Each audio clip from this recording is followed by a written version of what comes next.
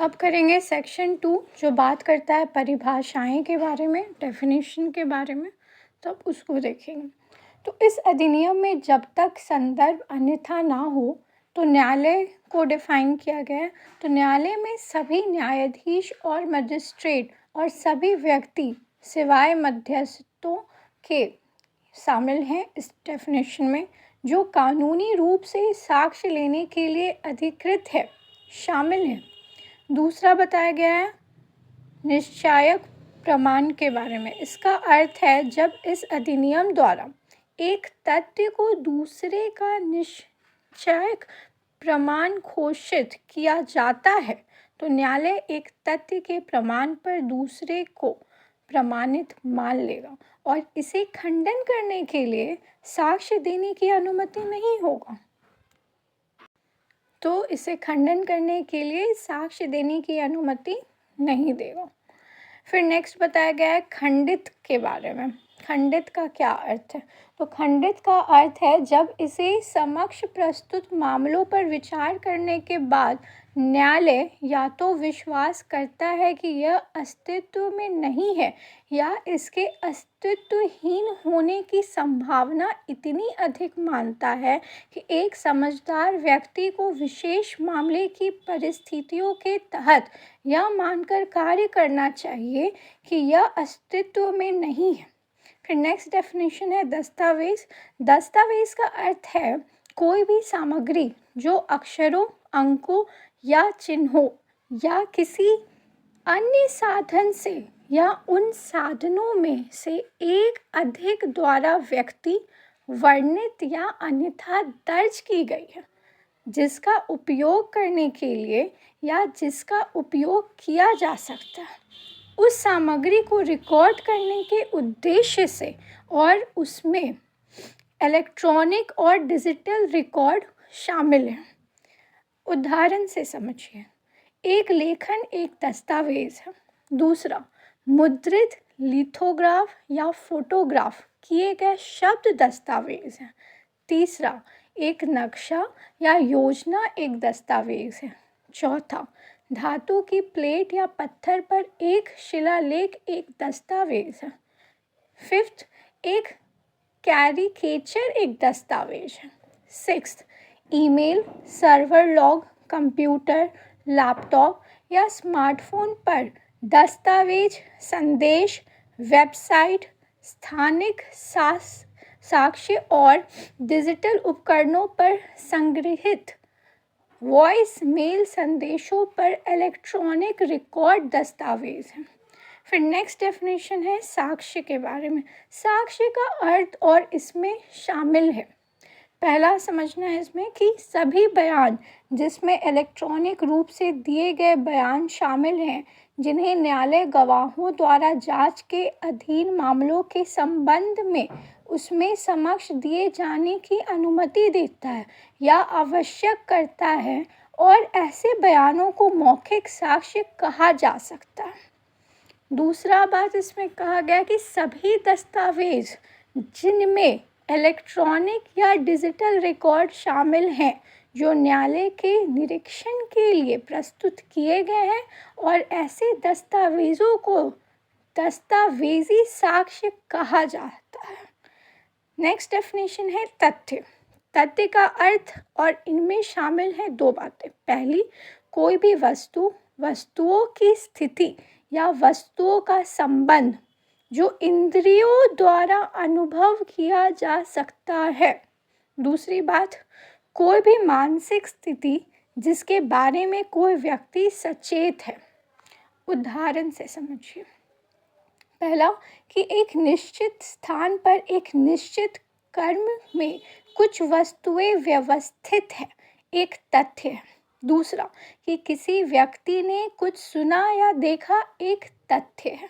तीसरा कि किसी व्यक्ति ने कुछ शब्द कहे, एक तथ्य है। चौथा कि किसी व्यक्ति के पास एक निश्चित राय है, एक निश्चित इरादा है, अच्छे विश्वास में कार्य करता है या धोखाधड़ी से या किसी विशेष अर्थ में एक विशेष शब्द का उपयोग करता है या एक निर्दिष्ट एक निर्दिष्ट समय पर एक विशेष अनुभूति के प्रति सचेत है, एक तथ्य है। दूसरा, विवादित तथ्य। विवादित तथ्य का अर्थ इनमें शामिल है कोई भी तथ्य जिससे या तो स्वयं या अन्य तथ्यों के साथ मिलकर किसी अधिकार, दायित्व या अक्षमता का अस्तित्वहीनता, प्रकृति या सीमा किसी मुकदमे या कार्यवाही में आवश्यक रूप से अनुसरण करती है। अब स्पष्टीकरण समझिए। जब भी वर्तमान में प्रभावी दीवानी प्रक्रिया से संबंधित कानून के प्रावधानों के तहत कोई न्यायालय किसी तथ्य का मुद्दा रिकॉर्ड करता है, तो उस मुद्दे के उत्तर में पुष्टि या खंडन किए जाने वाला तथ्य विवादित तथ्य है। उदाहरण से समझिए। ए पर बी की हत्या का आरोप है। उसके प्रशिक्षण में निम्नलिखित तथ्य विवादित हो सकते हैं कि ए ने बी की मृत्यु का कारण बना, पहला। दूसरा, कि ए ने बी की मृत्यु का इरादा किया। तीसरा, कि ए को बी से गंभीर और अचानक उकसावा मिला। चौथा, कि ए उस कार्य को करते समय जिसने बी की मृत्यु का कारण बना, मानसिक अस्वस्थता के कारण इसकी प्रकृति को जानने में असमर्थ था। फिर नेक्स्ट समझिए, मान सकते हैं इसके बारे में। जब भी इस अधिनियम द्वारा यह प्रावधान किया जाता है कि न्यायालय किसी तथ्य को मान सकता है, तो यह या तो उस तथ्य को प्रमाणित मान सकता है जब तक यह खंडित ना हो, या इसके लिए प्रमाण मांग सकता है। अब बात करेंगे सिद्ध नहीं। तो किसी तथ्य को सिद्ध नहीं कहा जा सकता है जब यह ना तो सिद्ध होता है और ना ही खंडित होता है। तो किसी तथ्य को सिद्ध नहीं कहा जा सकता है जब यह ना तो सिद्ध होता है और ना ही खंडित होता है। फिर बात करेंगे सिद्ध के बारे में। किसी तथ्य को सिद्ध कहा जाता है तब इसके समक्ष प्रस्तुत मामलों पर विचार करने के बाद न्यायालय या तो इसे अस्तित्व में मानता है या इसके अस्तित्व को इतना संभावित मानता है कि एक समझदार व्यक्ति को विशेष मामले की परिस्थितियों के तहत यह मानकर कार्य करना चाहिए कि यह अस्तित्व में है। अब नेक्स्ट डेफिनेशन के बारे में एग्जाम्पल से समझेंगे। प्रासंगिक। किसी तथ्य को दूसरे के लिए प्रासंगिक कहा जाता है जब यह इस अधिनियम के प्रासंगिकता के प्रावधानों में उल्लिखित किसी भी तरीके से दूसरे के साथ जुड़ा होता है। फिर नेक्स्ट समझेंगे मानना होगा इसके बारे में। जब भी इस अधिनियम द्वारा निर्देशित किया जाता है कि न्यायालय किसी तथ्य को मानना होगा, तो इसे प्रमाणित मानना होगा जब तक यह खंडित ना हो।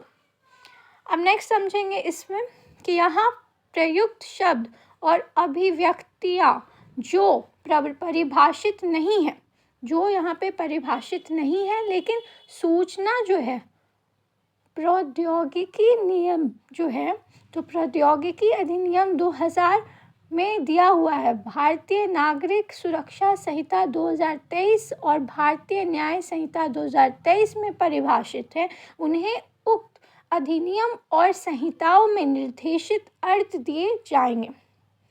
यह प्रावधान कि इस अधिनियम में भारतीय नागरिक सुरक्षा संहिता 2023 या भारतीय न्याय संहिता 2023 का कोई संदर्भ भारतीय नागरिक सुरक्षा संहिता 2023 या भारतीय न्याय संहिता 2023 के संदर्भ में साझा जाएगा।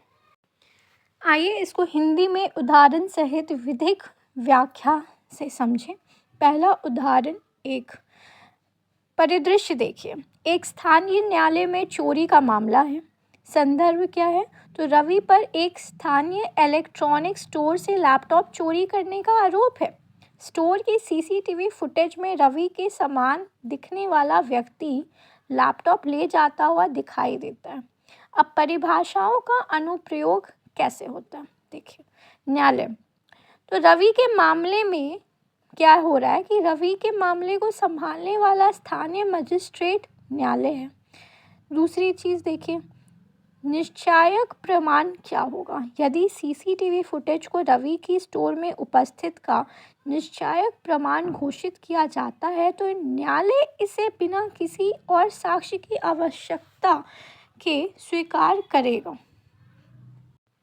तो इस केस में निश्चायक प्रमाण ये हुआ कि यदि सीसीटीवी फुटेज को रवि की स्टोर में उपस्थित या आप देखते हैं उपस्थित का निश्चायक प्रमाण घोषित किया जाता है तो न्यायालय इसे बिना किसी और साक्ष्य की आवश्यकता के स्वीकार करेगा। अब बात करें खंडित की, तो रवि का वकील तर्क देता है कि फुटेज में दिखाया गया व्यक्ति रवि नहीं है। यदि न्यायालय मानता है कि फुटेज में रवि नहीं है या यह अत्यधिक संभावित है कि यह रवि नहीं है तो यह तथ्य कि रवि स्टोर में था खंडित हो जाता है। अब बात करेंगे दस्तावेज़ की। सीसीटीवी फुटेज एक दस्तावेज़ है क्योंकि यह एक डिजिटल उपकरण पर रिकॉर्ड की गई सामग्री है। अब बात करेंगे साक्ष्य की, तो सीसीटीवी फुटेज जो है दस्तावेजी साक्ष्य और स्टोर के कर्मचारियों के बयान मौखिक साक्ष्य हैं, न्यायालय में प्रस्तुत किए जाते हैं। तो ये हो गया साक्ष्य। अब बात करेंगे तथ्य की, तो सीसीटीवी फुटेज में रवि के समान दिखने वाले व्यक्ति की उपस्थिति एक तथ्य है। स्टोर कर्मचारियों के बयान की उन्होंने रवि को देखा भी एक तथ्य है। अब बात करेंगे विवादित तथ्य की। क्या रवि ने लैपटॉप चुराया? क्या उसने इसे चुराने का इरादा किया? और क्या वह चोरी के समय स्टोर में उपस्थित था? अब बात करेंगे मान सकते हैं। तो न्यायालय मान सकता है कि फुटेज में दिखाया गया व्यक्ति रवि है जब तक कि रवि का वकील इसे खंडित ना कर दे। अब बात करेंगे सिद्ध नहीं। यदि न्यायालय साक्ष्य को अनिवार्य पाता है तो यह निर्धारित कर सकता है कि रवि की स्टोर में उपस्थिति सिद्ध नहीं है। अब बात करेंगे सिद्ध की। यदि न्यायालय फुटेज और गवाहों के बयानों को मानता है तो यह मान सकता है कि रवि की उपस्थिति और चोरी का कार्य सिद्ध है। अब बात करेंगे प्रासंगिक की, तो सीसीटीवी फुटेज और गवाहों के बयान मामले से संबंधित है क्योंकि वे चोरी से जुड़े हुए हैं। अब बात करेंगे मानना होगा। यदि कानून निर्देश देता है कि न्यायालय को फुटेज को रवि की उपस्थिति के प्रमाण के रूप में मानना होगा तो न्यायालय इसे प्रमाण के रूप में स्वीकार करेगा जब तक कि इसे खंडित न किया जाए।